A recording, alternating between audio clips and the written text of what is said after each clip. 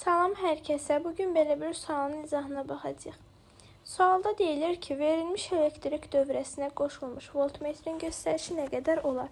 Əvvəlcə biz gərginliyin düsturunu yazaq. U bərabərdir epsilon R ümumi bölünsün R ümumi üzərinə gəlinsin kiçiyir. İndi isə baxaq görək buradakı müqavimətlər nə qədərdir. Əvvəlcə bura baxaq. 2 dənə paralel rezistor qoşulub. 2 dənə paralel rezistorun müqaviməti bərabərdir. Bir dənə rezistorun müqavimətinin qiymətinin paralel qoşulmuş müqavimətlərin sayına olan nisbəti. Burada 2 dənə qoşulub deyə 2-yə böləcəyik. Və bir dənəsinin qiyməti 2-dir. 2 bölünsün 2, bu edəcək 1 ohm.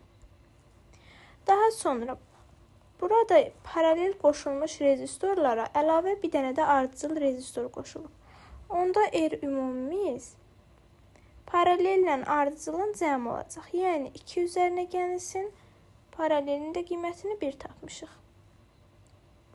Bu edəcək 3 ohm.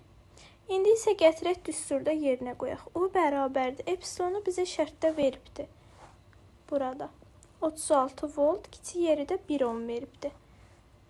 36 vurulsun 3 bölünsün 3 üzərinə gəlinsin 1.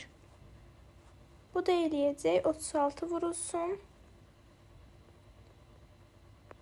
3 bölünsün 4. 36 ilə 4 gedir 9. 9 dəfə də 3'ün 27 volt.